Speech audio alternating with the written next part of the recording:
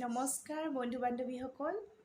আজি মই আপোনালোকৰ মাজলৈ এটা নতুন ৰেচিপি লৈ আহিছোঁ। ৰেচিপিটো আপোনালোকে আশা কৰিছোঁ ভাল পাব। ভিডিঅ'টো শেষলৈকে চাই থাকিব। আৰু আহকচোন এতিয়া কি উপকৰণ লাগিব আমি চাই লওঁ। আজি মই আপোনালোকক দুটা ডিমেৰে কেনেদৰে পনীৰ তৈয়াৰ কৰিব পাৰিম সেইটো দেখাম। ভিডিঅ'টো আপোনালোকে শেষলৈকে চাই থাকিব। এতিয়া ডিমটো ইয়াত ভাঙি ল'ম।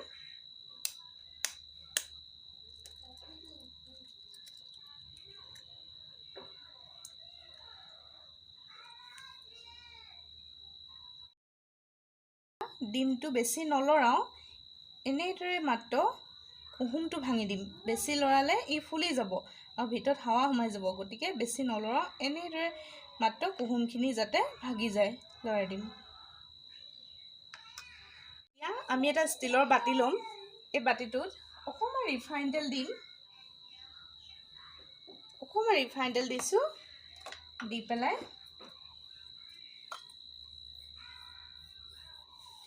এতিয়া ৰিফাইন সনা বাতিটোত এই ডিমখিনি এনেদৰে দি ল'ম।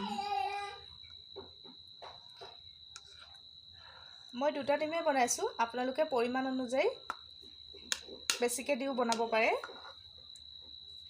আমি কেৰাহীখন পাতি ল'ম।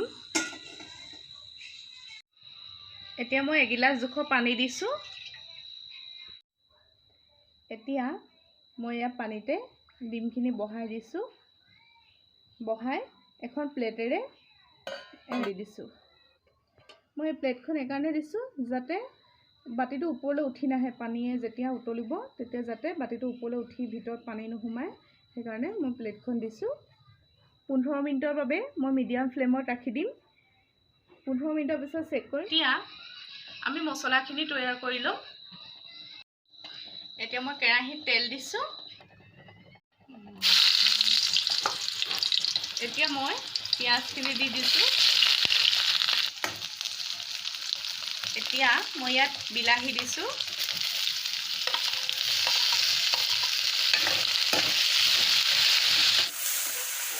এতিয়া মই ইয়াত এই পিচি থোৱা নহৰুখিনি দিছোঁ।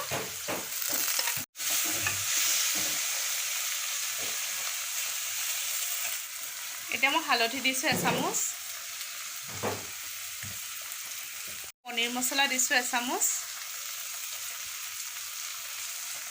এয়া মই ঘৰতে তৈয়াৰ কৰা মছলা, লং, ডালচেনি, ইলাচি সকলো আছে, ইয়াৰ এচামুচ দিছোঁ। এতিয়া মই মছলাখিনিত অকণমান পানী দিছোঁ।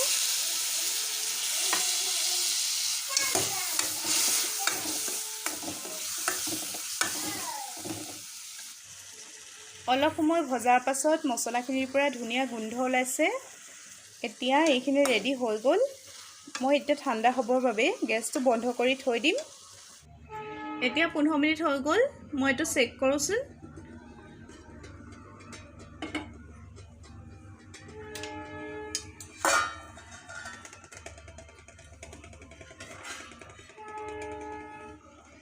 এতিয়া মই টুথপিক এডালে চাম।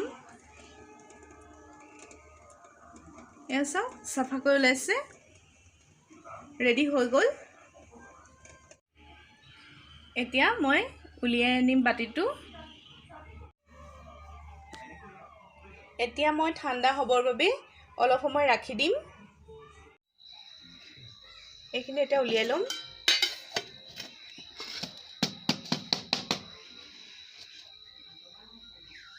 এয়া ওলাই গ'ল। ভালদৰে ঠাণ্ডা হোৱা নাই, তথাপিও মই কাটি ল'ম।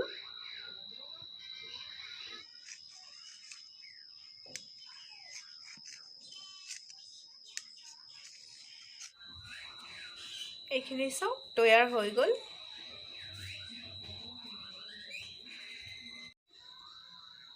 এতিয়া মছলাখিনি ঠাণ্ডা হৈ গ'ল। মই এই মছলাখিনি মিক্সিৰ জাৰত পিচি ল'ম। এই মছলাখিনিৰ কাৰণে মই লৈছিলোঁ 2টা পিঁয়াজ, 2টা বিলাহী, এটা নহৰু আৰু বেলেগ একো লোৱা নাই। মই দেখাবলৈ নহ'লে সেইখিনি।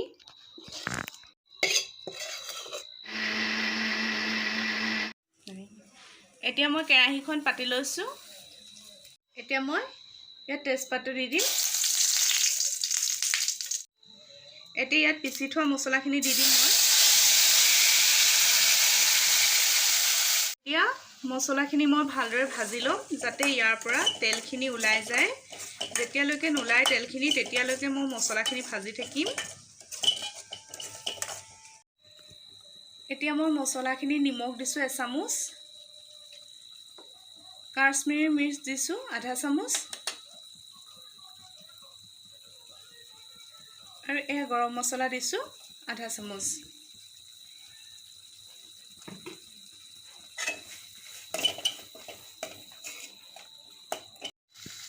এতিয়া এই মছলাখিনিৰ পৰা তেল ওলাবলৈ ধৰিছে, কালাৰো চেঞ্জ হ'ল। এতিয়া মই কাটি থোৱা এই এগ পনীৰখিনি ইয়াত দি দিম। এতিয়া মই ইয়াত পানী দিম।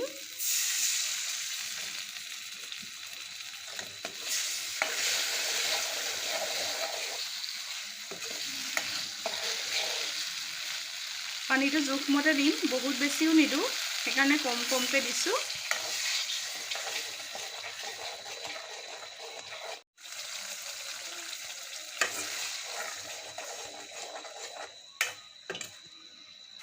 মই ইয়াত প্ৰায় 1 কাপ জোখৰ পানী দিছোঁ। এতিয়া অলপ উতলিবলৈ দিম।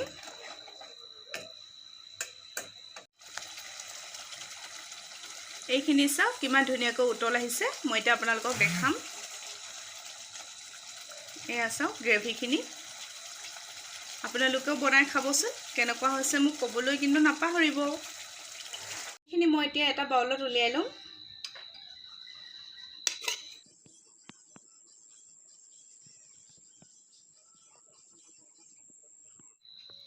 এইখিনি আমাৰ এগ পনীৰ তৈয়াৰ হৈ গ'ল।